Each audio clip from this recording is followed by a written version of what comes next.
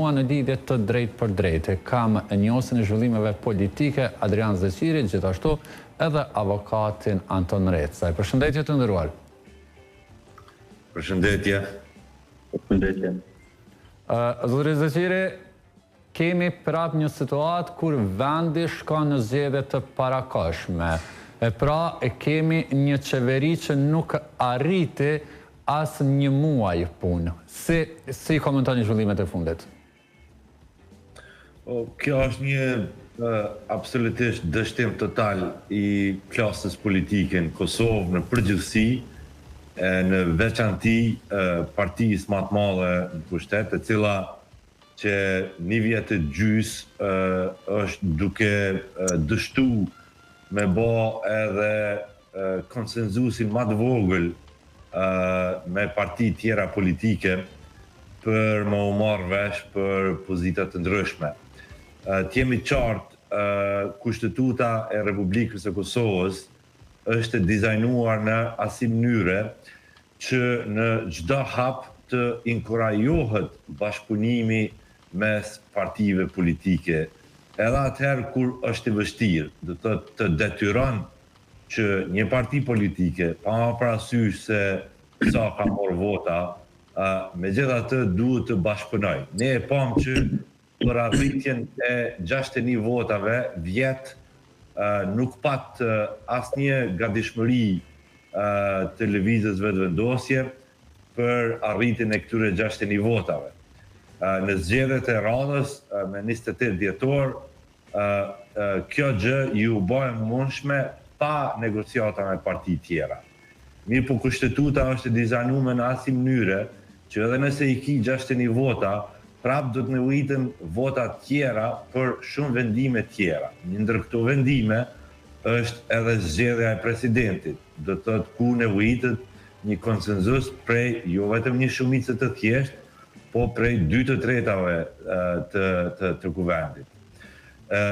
Natyrisht edhe këtu dështoj, edhe pse kishte hapësirë më të madhe për konsenzus, mirë po edhe këtu dështoj, do të thotë kemi të bëjmë me një subjekt politik i cili nëse nuk është nën kontroll 100% të zotit Kurti dhe lëvizjet vetëvendosje, as edhe 1 milimetër nuk lëshohet pa për asnjë parti politike. Do të thotë me këtë qasje kaq bllokuese dhe kaq refuzuese për edhe koncesionet më të vogla politike që në një demokraci normale janë normale as që vijnë në diskutim. Do të thotë koncesionet dhe bashkëpunimin mes partive politike për të mirën e shtetit. Do të thotë është ABC-ja e çdo do të thotë veprimi demokratik, kulture demokratike. Mirë po kur bëjmë një parti e cila refuzon edhe koncesionin më të vogël dhe dëshiron që të gjitha institucionet e shtetit t'i fut në kontroll, atëherë do të thotë jemi këtu ku jemi dhe kjo është gjithsesi një omen i keq për Kosovën dhe çka do të vjen në vijim për Kosovën. Po, Zotërin Recaj, sipas jush kjo situatë në anën tjetër e kemi edhe çështjen e gjykatës kushtetuese e cila u përmend edhe sot, edhe po përdoret si argument duke u quajtur ky dekret i presidentes kundër kushtetues.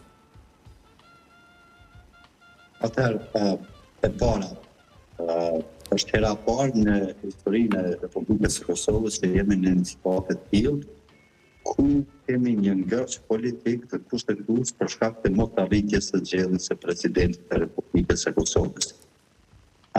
Para që të arrijë këtu, do doja që të kthehem mbrapa pak në historiku në çështjes së zgjedhjes së presidentit të Kosovës. Kemi krisë situata kur presidenti i Kosovës, zgjedhja presidentit e Kosovës është sqaruar përmes vendimeve të gjykatës kushtetuese. Situatën e parë kemi me rastin e zgjedhjes së presidentit të Kosovës, me rastin e zotit Çejdiu, i cili ka rezultuar që zgjedhja e tij të jetë jo kushtetuese për shkak se nuk i ka përmbushur kriteret kushtetuese të parapara sipas kushtetutës së Republikës së Kosovës. Më pas e kemi çështjen e zgjedhjes së presidentit të Kosovës në rastin e zotit Pacolli, ku e kemi situatën për shkak të mungesës së quorumit të mjaftueshëm dhe në poshtë të njëjtën situatë, gjykata kushtetuese ka konstatuar që presidenti i Kosovës është zgjedhur në mënyrë jo kushtetuese për shkak se nuk ka pasur quorum në mjaftueshëm, dhe në situatën e tretë kemi në rastin e zgjedhjes së presidentit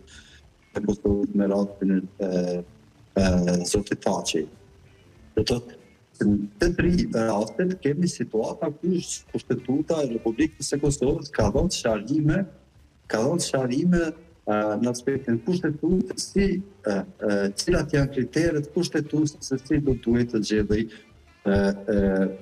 presidenti i Republikës së Kosovës. Kurse në rastin konkret e kemi rastin e parë në historinë e Kosovës ku presidenti i Kosovës nuk arrit të zgjedhet brenda fatit kushtetues. Dhe edhe këtu kemi një zbrazësirë të interpretimit që po shpresoj dhe po besoj që gjykata kushtetuese do duhet ta sqarote.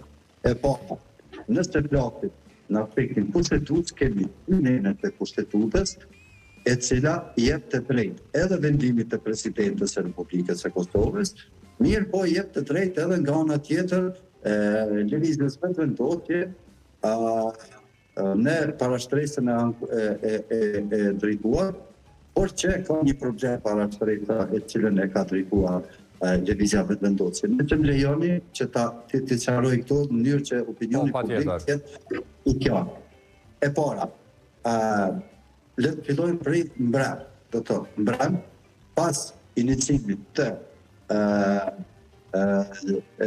zgjedhjes, iniciimit të procedurës për votimin respektivisht për zgjedhjen e presidentit të Republikës së Kosovës, sipas nenit 82 të Kushtetutës së Republikës së Kosovës, nëse e referohemi këtij neni 82, pika 3 e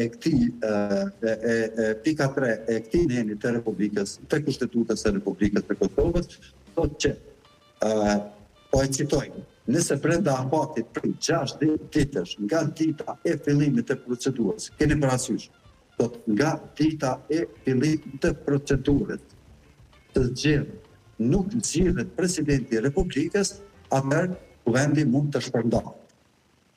Do të thotë, e kemi një nën të kushtetutës i cili jep hapësirë 60 ditë aspektit procedural për zgjedhjen e presidentit të Republikës së Kosovës.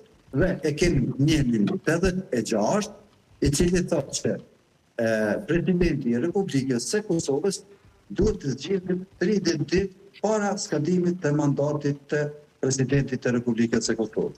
Andaj kemi këto dy dispozita të Kushtetutës së Republikës së Kosovës, dy nenet të cilat kanë një zbrazësirë interpretuese dhe këtë gjë mund ta bëj dhe mund të sqaroj të gjykata kushtetuese. Ka këtë vështrimi juridik, edhe vendimi dekreti i presidentës, do të thotë vendimi i presidentës me dekret për shpërndarjen e kuvendit të Republikës së Kosovës mund të konsiderohet si vendim i drejtë, mirë po nga ana tjetër kemi edhe nenin 82 ku mund të konsiderohet se akoma ka hapësirë dhe mund të ketë hapësirë për të gjetur një zgjedhje politike për të evituar zgjedhjet që të votohet presidenti i ri i jashtëm i Republikës së Kosovës. Por le të themi të kërkesa e lëvizjes së vendosjes. Me atë sa kam parë, kërkesa e lëvizjes së vendosjes ka të bëjë me pyetje. Do të thotë, gjë që sipas këndvështrimit tim, gjykata kushtetuese ka sqaruar një herë për gjithmonë që nuk i trajton kërkesat që kanë bëjnë me pyetje, mirë po i trajton vetëm kërkesat ku konsiderohet që është bërë shkelje e kushtetutës dhe shkelje të drejtave dhe lirive të njeriut.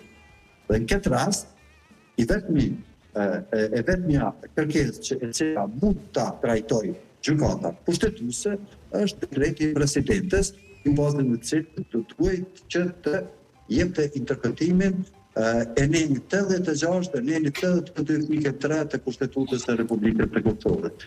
Andaj, në këtë situatë jemi në për të parë dhe është pjesa e fundit e sqarimit të gjitha proceseve të konstituimit të institucioneve të shtetit të Republikës së Kosovës.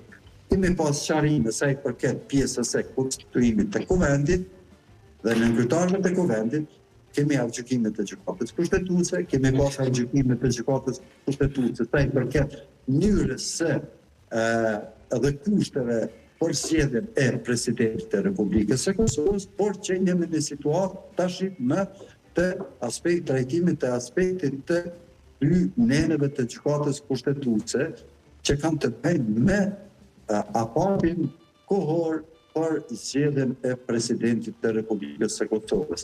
Andaj, ne të lehtësojmë mirë që të dy nenet pak a shumë lajë hapësirë dhe bazuar në praktikat e gjykatës kushtetuese dhe gjykimet që i kanë nxjerrë gjykata kushtetuese, gjithmonë ka thënë që rrugja e rendit juridik dhe kushtetues dhe funksionimit të institucioneve të shtetit është primare dhe është e rëndësishme që të mirët në konsiderat. Andaj, në situatën konkrete e kemi situatën ku kemi të bëjmë me rrugjen dhe funksionimin e rendit juridik të kushtetues. Po, zotëri, Sire? Unë do të thotë e kisha bë këtë gjuhë shumë më të thjeshtë. I kemi dy probleme të cilat juridike. Një është ato që lëvizave të vendosje tani më veç e ka parashtruar në gjykatën kushtetuese lidhur me prezencën apo mos prezencën, a është shkelje kushtetuese mos prezenca e deputetëve. Kjo është shumë e thjeshtë. E dyta është, a ka pas të drejtë presidentja me shpërnda kuvendin, apo është dash me prit që mu konsumu që këtë 60 ditë që është në dy nenet të kushtetutës. Në nenën e parë, përsa i përket prezencës, janë dy vendimet të gjykatës kushtetuese, 2011 dhe 2016. Në këto vendime shkruhet që deputetët bilaja i vitit 2016 e sharon edhe ma mirë, është normë morale politike, duhet me morë pjesë, janë të obliguar me morë pjesë, por nuk sankcionohet kja, mos marrja pjesë nuk sankcionohet si shkelje kushtetuese. Deputetët janë përfaqësues politik. Kur je përfaqësues politik, ti e shpreh mendimin edhe veprimin politik në mënyra të ndryshme, duke përfshi edhe mos pjesëmarrjen në takime të kuvendit. Është e drejtë legjitime, ajo është obligim moral, por nuk është shkelje kushtetuese, sepse ti nëpërmes mosmarrjes pjesë, ti vënon në funksion një proces kushtetues. Do thotë, nuk është që nuk janë të marrë pjesë sepse janë të pandërgjegjshëm.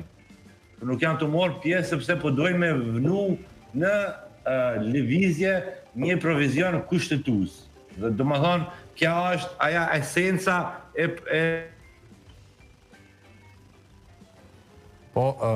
Kështu që kjo, aja përsa i përket prezencës, nuk ka gjykatë që e obligon, do të thotë, një deputet për me morë pjesë në kuvend, atëherë ku a i donë nëpërmes mos pjesëmarrjes me shti në veprim një mekanizëm kushtetues. Do të thotë, kjo është e para. Përsa i përket çështjes së zgjedhjeve, do të thotë, shpërbërjes së parlamentit dhe a është konsumu neni 86 për 60 ditë, është çështja e interpretimit.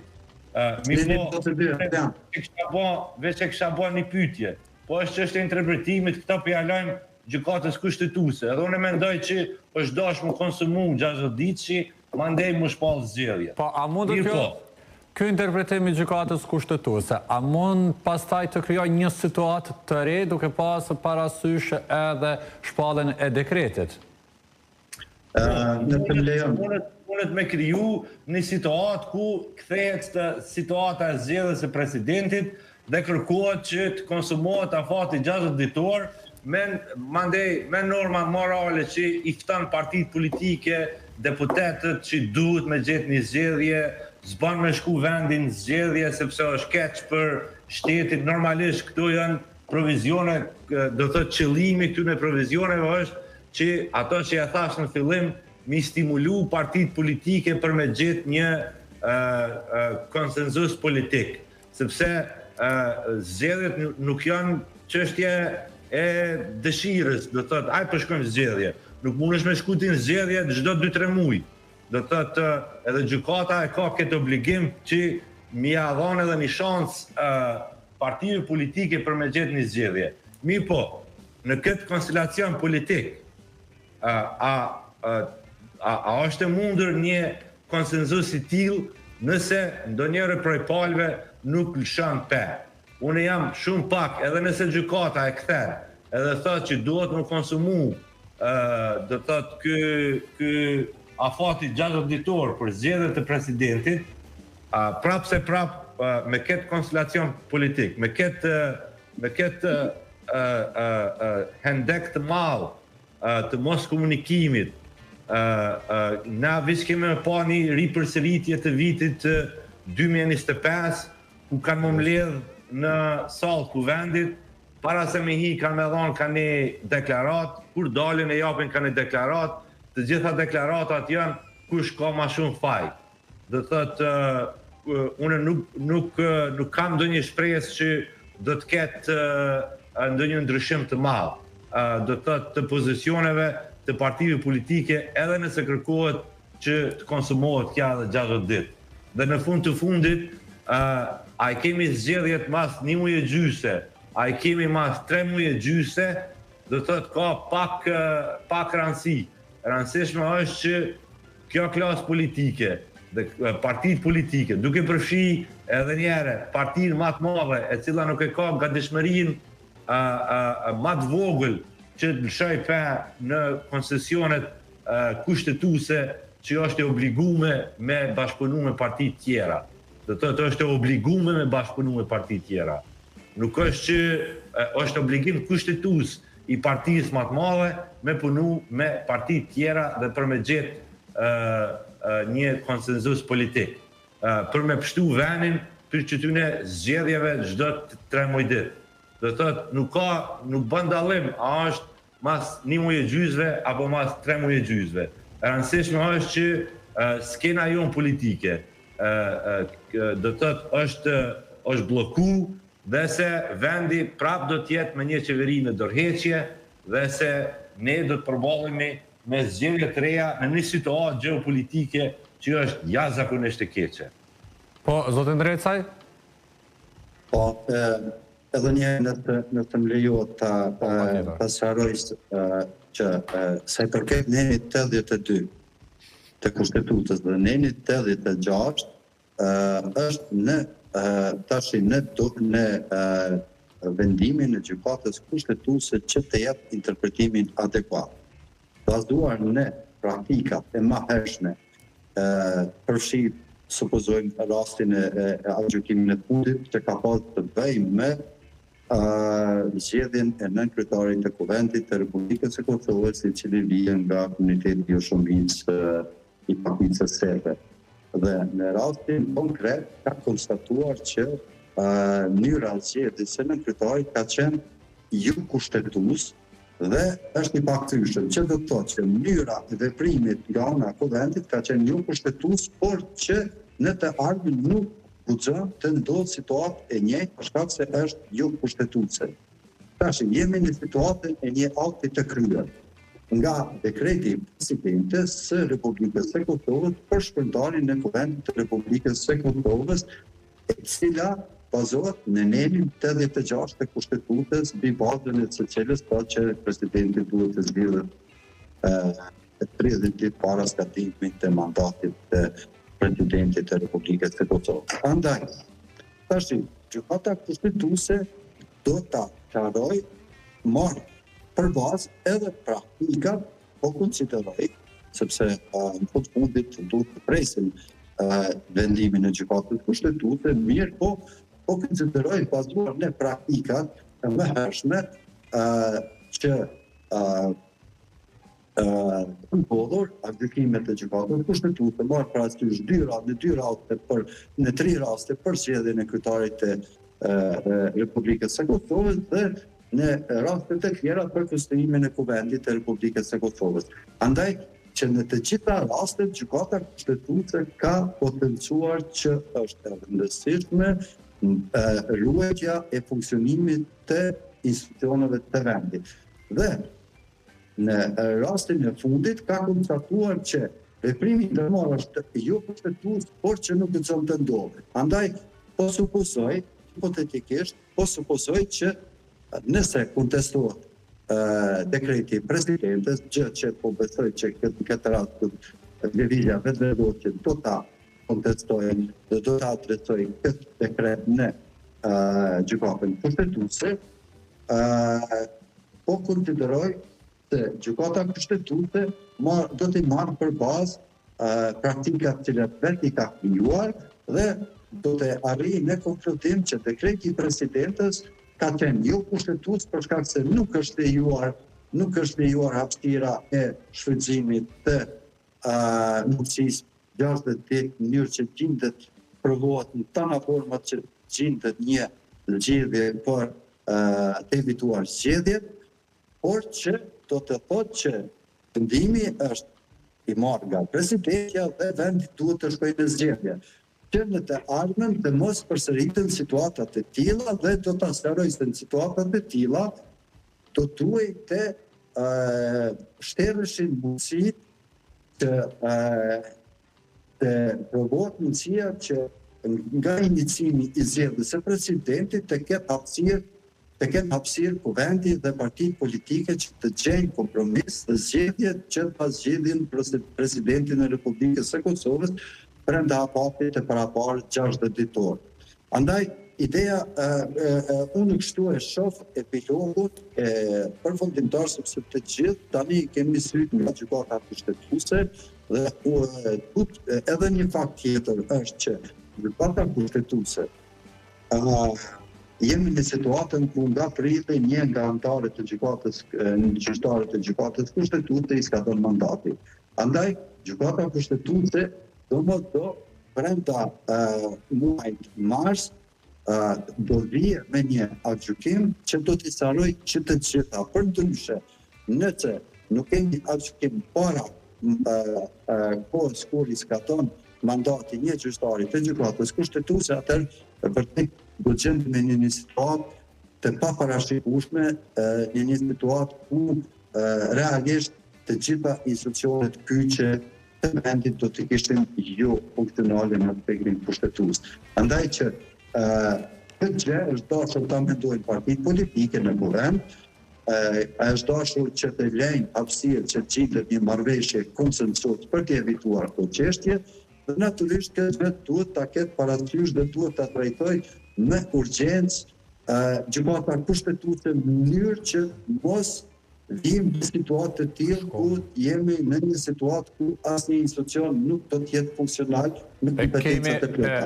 Kemi në këto moment grupin parlamentar të lëvizjes vetëvendose që po deklarohen, ndjekim me deklaratën e tyre.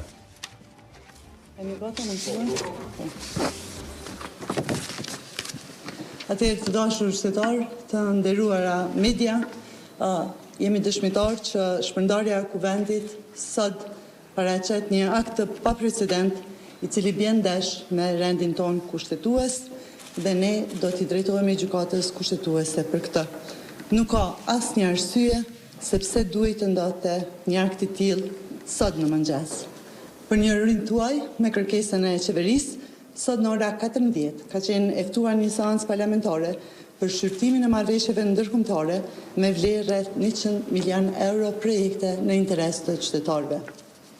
Ndër të tjera, ratifikimi i marrëveshjes së Kredis, projekti i rrugës me shpejtësi të lartë Prishtinë-Mitrovic, marrëveshja e Kredis për investime për projektin energjia diellore fotovoltaike në KEK, marrëveshja për rindërtim dhe zhvillim për projektin impianti për ujërat e zeza në Kodujev, marrëveshja e Kredis ndërmjet Republikës së Kosovës dhe Bankës Evropiane për rindërtim dhe zhvillim për projektin e eficiencës së energjisë në ndërtesa publike. Duhet ta bëjmë të qartë për qytetarët. Ne kemi qenë të vetëdijshëm që ka shumë palë e grupe të interesit, të cilave u ka penguar mbështetja e madhe qytetare për lëvizjen vetëvendosje dhe për kryeministrin Kurti. Gjithsesi, ne kemi bërë gjithë çfarë ka qenë në dorën tonë për të shmangur edhe një palë zgjedhje. Që nga certifikimi i rezultateve të fundit të procesit zgjedhor dhe menjëherë pas konstituimit të institucioneve, ashtu siç e kërkon rendi kushtetues, ne jemi marrë intensivisht me çështjen e zgjedhjes së presidentit. Duke qenë se për këtë proces nevojiten mbi 80 deputet, ne kemi nisur menjëherë takime me partitë opozitare për të gjetur një zgjidhje të përshtatshme, të përbashkët, e cila do të mundësonte zgjedhjen e presidentit me 80 votat e nevojshme të deputetëve. Lëvizja vetëvendosje përmes kryetarit të saj, kryeministrit të Republikës, ka zhvilluar disa takime radhazi me secilin prej kryetarëve të dy subjekteve më të mëdha opozitare, të PDK-s dhe të LDK-s. Komunikimet kanë vazhduar pa ndërprerje. Ne kemi konsideruar se rezultati zgjedhor ishte i qartë dhe se nuk ishte e as sot nuk ka asnjë arsye që vendi të shkojë në zgjedhje të reja. PDK-ja insistante se posti i presidentit u takon atyre, ndanse kishin vetëm 22 vota në kuvend. Kur u pyetën për emrin e kandidatit, kanë refuzuar që ta bëjnë publik, duke kërkuar një nënshkrim blanko për një emër të cilin do ta vendosnin më vonë. Nga ana tjetër, edhe PDK e edhe LDK kanë refuzuar të propozojnë një kandidat të tyre, edhe pse lëvizja vetëvendosje u ka ofruar të dyja nënshkrimet e mjaftueshme për kandidim. Edhe presidentja Osmani nuk i pranoi nënshkrimet e lëvizjes vetëvendosje, duke kërkuar që kandidatura e saj të ndote vetëm me garantim të rezultatit dhe votave të gjithë deputetëve tanë. Po ashtu, opozita nuk pranoi as opsionin e ndryshimeve kushtetuese për çështjen e zgjedhjes së presidentit drejt për drejt nga qytetarët. Pra, si do të mund të arrinim një zgjidhje kur opozita as nuk propozoi kandidat, as nuk qëndroi në sallë, as nuk votoi për asnjë kandidat dhe as nuk e konsideroi mundësinë e ndryshimit të kushtetutës për të gjetur zgjedhje dhe që presidenti të zgjidhej drejt për drejt nga qytetarët. E gjendur në këto rrethana, përballë një bllokimi të plot nga faktorët politik, me qëllim që të shmangim zgjedhjet e reja, lëvizja vetëvendosje vendosi, sikurse jeni në njohuri, që të propozoj kandidatin e saj për president, zotin Glau Konjufca. Dhe edhe pas propozimit të zotit Konjufca, ne lam hapësirë për diskutim me opozitën dhe ofrua mundësinë që edhe ata të ofronin kandidatin e tyre, duke ju përsëritur gatishmërinë tonë për t'ju dhënë nënshkrimet e nevojshme. Përgjigjja e opozitës në vazhdimsi ishte jo. Asnjë propozim, asnjë emër, asnjë pranim të ofertës për nënshkrim, asgjë tjetër, vetëm jo. Lëvizja vetëvendosje, në përputhje me rezultatin e saj zgjedhor, në vazhdimsi i ka ofruar alternativat për shmangje të zgjedhjeve, por natyrisht kjo është bërë e vështirë, kur jemi përballur vazhdimisht me jo dhe asnjë propozim konkret. Është vërtet që lëvizja vetëvendosje i ka 51.1%, por sikurse e dim të gjithë, çështja e presidentit është e qartë. Në këto rrethana, barikadimi me jon absolute është i padrejt, i gabueshëm, i dëmshëm dhe mbi të gjitha godet interesin e qytetarëve. Me lejoni që për çështjet juridike në lidhje me dekretin e sotëm, t'ja kaloj fjalën kolegut tim, deputetit Adnan Bestimi. Faleminderit shumë kryetarin Agroftsi, përshëndetje për gjithë përfaqësuesit e mediave. Do ta themi që në krye të herës që veprimi i sotëm për të shpërndarë kuvendin, legislaturën e 10, është qarta zi në kundërshtim me kushtetutën, është një veprim arbitrar që i bie ndesh me bazën juridike, me bazën kushtetuese dhe që natyrisht të cënon funksionimin kushtetues të institucioneve. Kushtetuta e Republikës së Kosovës nuk ka asnjë boshllëk kushtetues për sa i përket rrethanave të shpërndarjes së kuvendit. Në kontekstin aktual, për sa i përket zgjedhjes së presidentit apo të presidentit së Republikës, Kushtetuta e Kosovës parashet dy momente të shpërndarjes së kuvendit dhe natyrisht shpalljen e zgjedhjeve të parakohshme. Momenti i parë është sipas neni 86 paragrafi 6, kur pas nisjes së procedurës për zgjedhjen e presidentit të Republikës, edhe në raundin e tretë me pjesëmarrjen natyrisht e quorum, dështon zgjedhja e presidentit të Republikës qoftë me 61 vota për, në moment që nuk është në situatën aktuale, dhe rrethana e dytë kushtetuese është që pas fillimit të procedurës, brenda 60 ditëve, Kuvendi i Kosovës nuk arrin të zgjedhë një president pavarësisht epilogut. Natyrisht, sot jemi në ditën e parë të afatit 60 ditor. Ende pa u bërë 24 orë, edhe 59 ditë procedurë që Kuvendi të përpiqet për të zgjedhur presidentin e Republikës. Ne kemi dekretin për shpërndarje të Kuvendit të Republikës Kosovës. Natyrisht që dekreti është në kundërshtim të plot me Kushtetutën e Republikës Kosovës dhe përbën po ashtu një cënim të drejtë për drejtë të rendit kushtetues, për cilin padyshim siç ata dhe kryetarja e grupit parlamentar, ne do t'i drejtohemi gjykatës kushtetuese me kërkesë kundër këtij dekreti, si dhe me kërkesën urgjente për masë të përkohshme për të kufizuar efektet dhe pasojat e parikuperueshme dhe të pakthyeshme në një rrethon aktuale që pamundson funksionimin e institucioneve në mënyrë ligjore, kushtetuese dhe në përputhje natyrisht me vullnetin e dalur nga zgjedhjet e 28 dhjetorit. Është për të ardhur keq pas një dyshim që presidenti i Republikës, që është garantuese funksionimit të institucioneve, funksionimit kushtetues të institucioneve, ndërmerr një veprim të tillë arbitrar në kundërshtim me Kushtetutën në ditën e parë të afatit 60 ditor për të shpërndarë kuvendin, ndërkohë që e ka përgjegjësinë për të mundësuar funksionimin kushtetues të secilit institucion. Në anën tjetër, dhe për te natyrisht rrafshit kushtetues, do ta kemi një gjë parasysh. Kuvendi i Kosovës ka pasur plotësisht bazën kushtetuese për të përpjekur për të zgjedhur presidentin e Republikës Kosovës në përputhje me procedurën që ka filluar mbrëm. Edhe 59 ditë. Data më hershme eventuale për shpërndarjen e kuvendit dhe shpalljen e zgjedhjeve të parakohshme do të ishte 4 maj nga sot. Pavarësisht dhe ndërkohë nëse nuk do të kishte ndonjë veprim qoftë nga ana kuvendit për të zgjedhur presidentin apo presidentin apo eventualisht ndonjë trajtim nga ana gjykatës kushtetuese dhe ndonjë vendim në këtë kontekst, sepse siç e dini, mbrëm kryetaria e kuvendit është drejtuar me një kërkesë tashmë gjykatës kushtetuese dhe ka kërkuar natyrisht të interpretim me gjykim të rrethonës kushtetuese të krijuar në kuvend, duke kërkuar madje edhe masë të përkohshme për të ndërprerë rrjedhën e këtij afati 60 ditor. Po përsëris, më së heri eventualisht shpërndarja e kuvendit mund të ndodhte me 4 maj. Edhe 2 muaj nga sot, në përputhje me Kushtetutën, siç e parasheh në 82 paragrafi 3. Madje paradoksalisht, edhe vetë dekreti i presidentës për të shpërndarë kuvendin në bazën kushtetuese në krye të aktit i referohet në 82 paragrafi 3, që thotë se kuvendi shpërndahet nëse dështon të zgjedhë presidentin e Republikës brenda 60 ditëve nga momenti i nisjes së procedurës. Prandaj është shumë e rëndësishme domethënë me qartësu këtë aspektin kushtetues, gjithsesi do t'i drejtohem gjykatës kushtetuese, presi mosën e përkohshme për të ndaluar dhe kufizuar pasojat juridike të këtij dekreti, dhe duhet ta them edhe një gjë, për te interpretimit të gjykimit të ftohtë kushtetues, që është krejtësisht i pabazuar, nuk ka pasur kurfar urgjence as në rrafshin politik institucional për të shpërndarë kuvendin.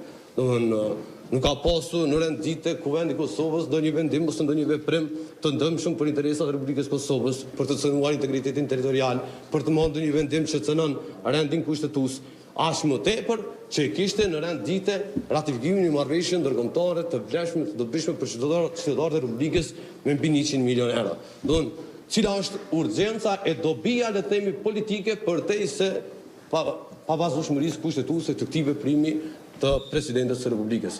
Po përsëris është për të ardhur keq që presidenti i Republikës së Kosovës në muajin e fundit të mandatit të saj po mbyll mandatin 5 vjeçar me shkelje të rëndë kushtetuese. Ju faleminderit, jemi të gatshëm për pyetje për këtë aspekt.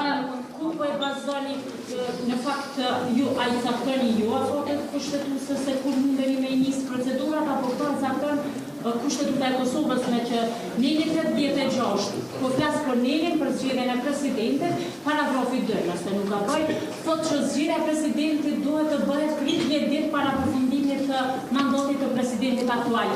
Ky është afati i fundit kohur. Procedura ndoshta do shërniseshin me 5 janar, me 6, me 3 shkurt, ku ta dijon, po ky është afati i fundit kur edhe gjykata thotë që duhet të zgjidhet presidenti. Pra, qyshe bazojni këto edhe qyshe argumentoni këto para gjykatës kushtetuese në kërkesën e juaj që Së pari gjykata kushtetuese në asnjë rast nuk tregon se kur duhet të zgjedhet më së voni presidenti.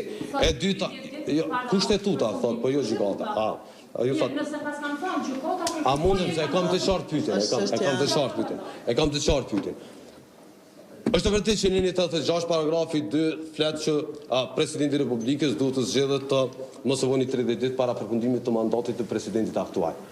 Por nuk parashë asnjë pasojë juridike se çfarë ndodh nëse nuk ndërmerret ose nuk përmbyllet ky veprim.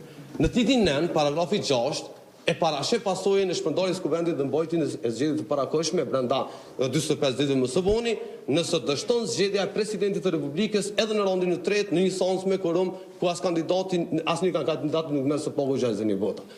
Në anën tjetër, neni 82 që flet në mënyrë eksplicite për shpërndarjen e kuvendit, parashë 3 rrethana të shpërndarjes së kuvendit. Dhe kushtetutë të bërësi e ka pasur të qartë dhe nuk ka lënë asnjë le të themi hapësirë bllokuese në këtë funksion. Dhe s'ka pasur prandaj po them që asnjë urgjencë. Edhe përsëris, edhe neni 82 paragrafi 3 e ka parapar mekanizmin debllokues nëse pas nisjes së procedurës, përveç se për shkak të quorumit apo çfarë do arsye tjetër, kuvendi dështon ta zgjedh presidentin dhe shpërndahet kuvendi, vendi shkon në zgjedhjen e afatin pastaj kushtetues. Dhe për ta përmbyllur natyrisht, Madje neni 82 parashë edhe një rrethon tjetër, në rast se ka eventualisht vullnet politik. Kuvendi mund ta shpërndajë veten me 2/3. Prandaj, ne jemi brenda afatit kushtetues, cili ka filluar mbrëm dhe procedura nis në momentin kur dorëzohen së paku 2 kandidatura me së paku 30 nënshkrime mbështesje të deputetëve dhe procedohen në kuvend. Një gjë e tillë ka ndodhur mbrëm, se dita e parë, sot është dita e parë e këtij afati kushtetues, madje ende janë bërë 24 orë dhe është dashur të pritet data 4 maj për të parë se çfarë epilogu po jep kuvendi i Kosovës përfaqësuesit të popullit të zgjedhur në mënyrë të drejtë në zgjedhjet parlamentare të nisjes së vjetore. Zonja Osmani sot në konferencë për media ju akuzoi në mënyrë direkte televizion vendose duke thënë se njerëz të papërgjithshëm dhe të rrezikshëm e kanë sjellur këtë gjendje që kemi sot. Madje zonja Osmani tha se media do të plotësohet dëshira duke pasur fjalën në televizion vetvendosje për shtyrjen e zgjedhjeve. Zonja Osmani, e cila aktualisht vazhdon të jetë presidente e Republikës së Kosovës, ka obligim institucional, kushtetues, personal, të tregoj me emra dhe mbi emra kush janë këta njerëz të papërgjithshëm. Dhe mbi gjitha, nëse janë njerëz të rrezikshëm, jo vetëm se duhet ta bëj të qartë për qytetarët, por edhe është mirë të tregoj, nëse ka qenë në njëri të këtyre planeve, çfarë ka ndërmarrë ajo si presidente që t'i pengoj këto plane të rrezikshme. Është obligimi i saj dhe është përkeqardhje të dëgjohet një deklaratë e tillë.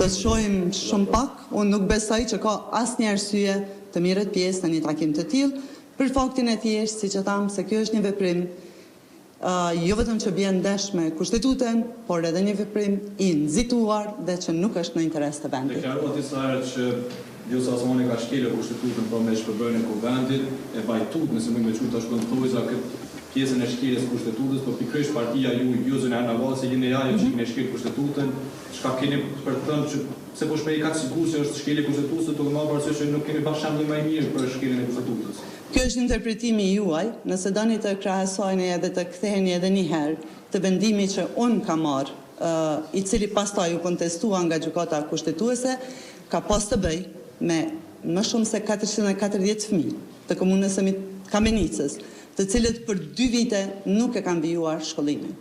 Vendimi im ka qenë në interesin më të mirë të atyre nxënësve dhe kontestimi i gjykatës në raport me vendimin tim ka qenë thjesht për arsye procedurale, formale, pra pse kemi marrë ne si ministri atë vendim. Që është diçka që është krejtësisht e ndryshme me një situatë kur në një republikë parlamentare shpërndahet parlamenti me nxitim në orët e hershme të mëngjesit, në ditën kur fillan të rrihet afati kushtetues prej 60 ditëve për përmbylljen e përzgjedhjes së presidentit. A kemi pyetje tjera? Po. Me që nuk e konsideroni se vendim të lirshëm këtë të zënës Osmani, se do të veproni tash tutje do ta njihni këtë dhe do të presim deri në vendimin e gjykatës kushtetuese apo do të veproni tutje në rrugën tuaj që konsideron të lirshme për zgjedhjen e presidentit ashtu siç e ndonjë. Çdo vendim dhe veprim i lëvizjes vetëvendosje ka qenë gjithmonë i mirë menduar dhe në interes të vendit. Në këtë drejtim, sikurse e bëm të qartë, ne do t'i drejtohemi gjykatës kushtetuese dhe po ashtu do të kërkojmë masë parandaluese. Presim dhe bëjmë thirrje që të trajtohet me prioritet për shkak të rëndësisë së kërkesës. Për më shumë, sikurse e përmendi edhe deputeti Rustemi, ne edhe mbrëm, kryetarja e Kuvendit i është drejtuar me shkresë gjykatës kushtetuese dhe ne kemi pritur që së paku të kemi një përgjigje në raport me kërkesën e mbrëmshme. Po? Pra, sa më rrëvesh, nuk do të një pjesë në takimin e ndrykën e presidentit për të caktuar datën e zgjedhjeve. Shanse të caktuar datën e zgjedhjeve, të shkojnë zgjedhja me një pjesë në zgjedhje.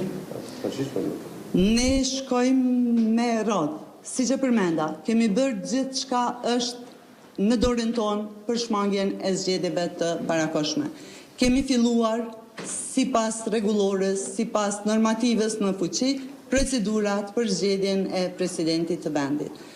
Kryetarja e Parlamentit mbrëm kur u konstatua se janë vetëm 66 deputet në sallë dhe nuk ka korum për të vazhduar seancën, e njoftoj që do të vazhdohet me seancë kur do që të krijon kushtet. Kështu që rendi i gjërave është që pas drejtimit nga ana e jonë në gjykatën kushtetuese të presim përgjigjen dhe pastaj të vazhdohet me veprimet tutje. Ju e dini që vendimi kushtetuesës nuk i pengoj procese të tjera, vetëm nëse vendoset mase përkohshme. Në rast se nuk vendoset mase përkohshme, cilat do të jetë veprimet e vetëvendosur? Po përsëris do të thonë shpërndarja e Kuvendit është në mënyrë arbitrare, është përmbysje e rëndë e rendit kushtetues. Nuk është çfarë do shkelje, nuk është vlerësim i një akti të një vendimi të ministrit, madje as të një projekt ligje të ligji se na qenë ka në shpërputje me kushtetutin. Është përmbysje vullnetit të qytetarëve. Është pezullim i funksionimit të normal të institucioneve. Këtë nuk mund ta bëjë domethënë askush. E as më tepër një president i Republikës që ka për përgjegjësi të kundërtën, të garantojë funksionimin kushtetues të institucioneve. Prandaj domethënë, ne do t'i drejtohemi gjykatës kushtetuese. Jemi të bindur që shpërndarja dhe dekreti është në kundërshtim të plot, në mënyrë flagrante me Kushtetutën e Republikës Kosovës, nuk është e bazuar në asnjë dispozitë kushtetuese, nuk parashihet një veprim i tillë dhe çdo veprim që rrjedh si rrjedhoi e këtij dekreti, qoftë edhe takimi i sotëm me partitë politike për datën e zgjedhjeve. Po vazhdon ende konferenca e grupit parlamentar të lëvizjes vetëvendosje në lidhje me situatën e fundit në vend, ku presidentja e vendit Vjosa Osmani shpalli dekretin për shpërndarje të Kuvendit, duke bërë kështu që vendit të shkojë në zgjedhje të parakoshme parlamentare. Lëvizja vetëvendosje në këtë konferencë bëri të ditur që do ta dërgojë në gjykatën kushtetuese, e në anën tjetër sa i përket takimit i cili pritet të mbahet në ora 13. Kemi në mes të presidentës së vendit Vjosa Osmani dhe liderëve të partive politike. Nagavci tha që nuk ka arsye që të merret pjesë në këtë takim. I kemi ende në lidhje të drejt për drejt zotrin Zëqiri dhe zotrin Recaj. Zotrin Zëqiri pa më këtë konferencë të Nagavcit dhe Rustemit, u paralemruar që çështja të shkojë në gjykatën kushtetuese. Dëgjoj, këtë problemi nuk është ligjor. Që ditë kaluar nuk ka qenë problem ligjor ose kushtetues. Ka qenë problem politik edhe njëherë, ku partit partia ma e madhe refuzon që të bëj edhe marrëveshje më të vogël me parti tjera për sa i përket koncesioneve të mundshme për themelimin e institucioneve të shtetit. Dhe thotë është absolutisht këtu na veç është një farloj sa po e ndëgjoja konferencën për Shtyp, ishte një lloj deja vuje me 1 milion konferenca tjera për Shtyp dhe prononcime që i kemi ndëgju gjatë krejt vitit kaluar dhe të cilat fatkeqësisht ende po vazhdojnë, ku provizione ma absurde, ndryshme interpretohen e keq interpretohen vetëm për mos më u themelu institucionet e shtetit. Do thotë, kjo është një zhvillim jashtëzakonisht i keq për Kosovën, sepse tregon një mos gatishmëri absolute për sa i përket asaj një kulture politike që duhet të ketë bashkëpunim mes partive politike, duhet që të shihet interesi i shtetit, interesi i vendit, e kështu me radhë. Do thotë, këtu është një lojë, do thotë, e ndyrë, kush kujt për ja lën fajen, jo na i patëm fajet, jo si patët fajet, do thotë, kur ta këshërsh, njerëzit janë duke u përballë me krizat mëdha, është duke ardhur një valë e re e inflacionit prej luftës në Iran, çmimet do të rriten edhe do thotë 2-3 fish dhe ne që 1 vjet të gjys gati nuk kemi qeveri dhe institucione funksionale. Është një zhvillim shumë i keq dhe dëshpërues për Kosovën. Po, zotri Nrecaj, në anën tjetër, o tha që nuk ka arsye që të merret pjesë në takimin me presidentën, kur dihet që ka kaluar edhe ora 13, faktikisht kur është dashur të fillante këtë takim.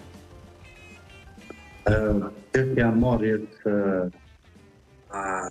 pjesë në presidentës është çështje kryptopolitike. Varet për i partive politike të janë të gatshme që ta pranojnë dekretin e presidentës. Prandaj këtu kemi një situatë konfuze pak a shumë, mirë po, nga ajo që kemi parë në brenda, me njëherë pas përfundimit të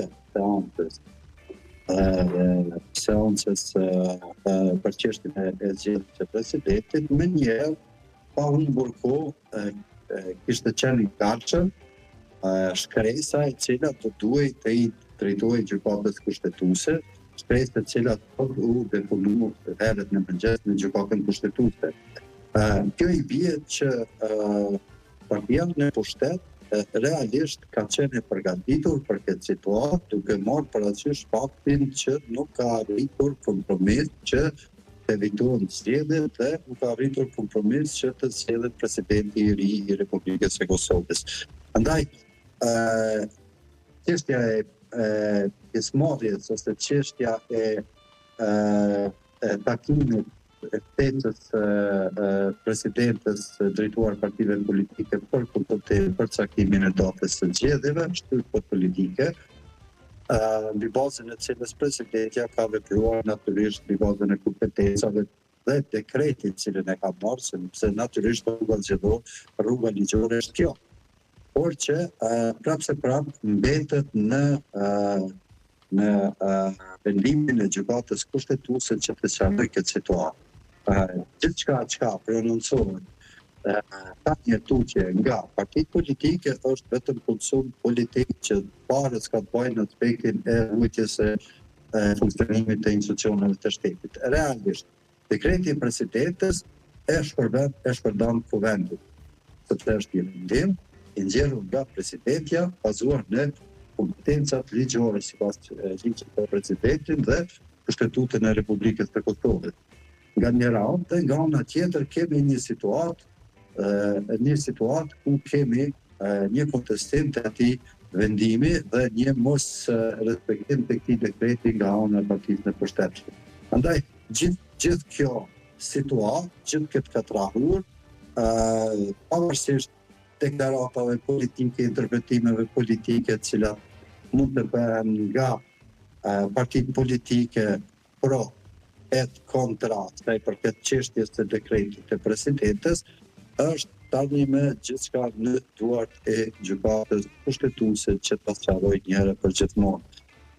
Siç e përmenda edhe më herët, paruar në praktikat të mëhershme dhe situatat të mëhershme ku kemi pasur nga politikë sa i përket pjesës së konstituimit të institucioneve dhe mënyrës se si do duhet bëhet, kemi rastin e fundit, arkivimin e fundit, për rastin e nënkryetarit e kuvendit, edhe pse ka qenë një kushtetues, mirë po ka konsideruar që mund të vazhdojë punën deri në zgjedhjen e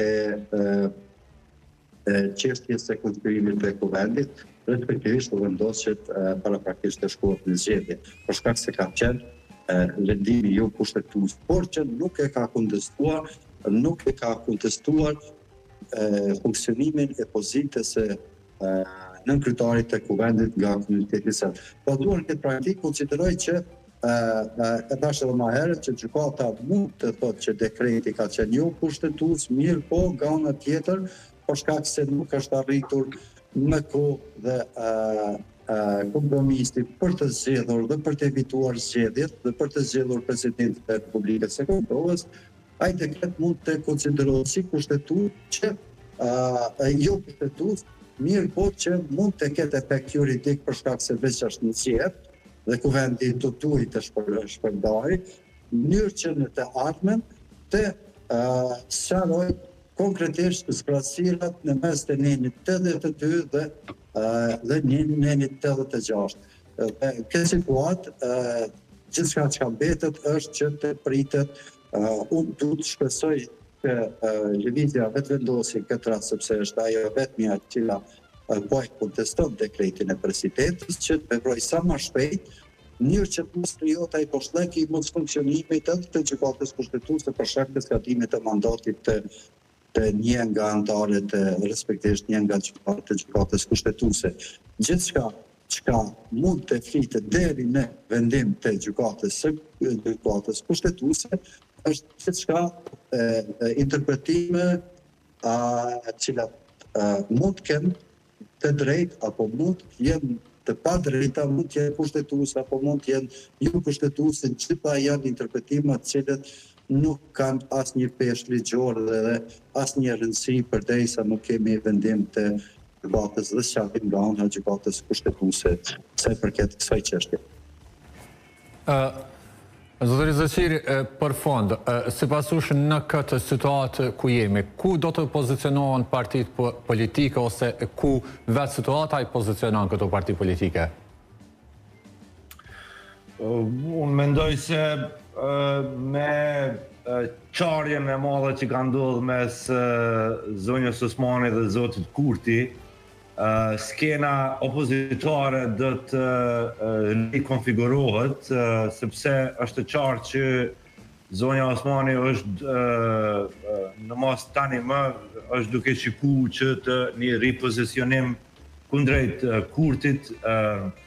Unë mendoj janë disa e shohim edhe në bazë gjuhës të disa deklaratave të zotit Abdigjiku që ndoshta do të ketë një parafrim mes LDK-s dhe zonjës Osmani, megjithatë mbetet të shihet sepse ka shumë hatërmbretje në LDK për veprimet e zonjës Osmani, të cilat thënë të drejtën deri para mos them disa ditësh, disa javësh ishin komplet në unison me ato të zotit Kurti. Mbetet të shihet, një është i sigurt që skena politike me daljen prej presidentes të zonjës Osmani do të rikonfigurohet. Kjo mbetet të shihet ato se si do të ndodhë realisht. Mirë po, unë shoh që ne do të vazhdojmë në një bllokat të tillë edhe në rast se gjykata kushtetuese kërkon që të konsumohet afati 60 ditor, jemi të folë për një periudhë e cila do të ketë një ripërsëritje të asaj kur ishte fjala për zgjedhjen e kryeparlamentarit vitin e kaluar, ku do thotë nuk ishte pa një marrëveshje mes partive politike, unë nuk shoh këtu ndonjë ndryshim të madh. Me këto shka ka ndodhur, unë nuk pres që partitë politike të gjejnë një konsenzus për çështjen e presidentit. Mendoj se tani më janë duke u përgatit, nëse shihet edhe pi fjalorit tyre, kush i ka fajët, shka do të thotë janë duke u përgatit për zgjedhjet e ardhshme.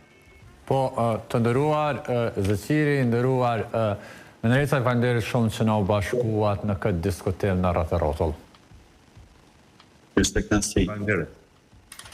Kemi diskutuar në lidhje me situatën e fundit në vend, ndërkohë po shohim e pamje të hapësirave të presidencës, atje ku pritet që të filloj takimi i thirrur nga presidentja e vendit Vjosa Osmani me liderët të partive politike. Deri me tani, Lidha Demokratike e Kosovës ka konfirmuar pjesëmarrjen, në anën tjetër Lëvizja Vetëvendosje e tha në konferencën që ndoqën pak më herët se nuk ka arsye që të merret pjesë në këtë takim. Ne shkëputemi për pak minuta marketing dhe kthehemi pas pak.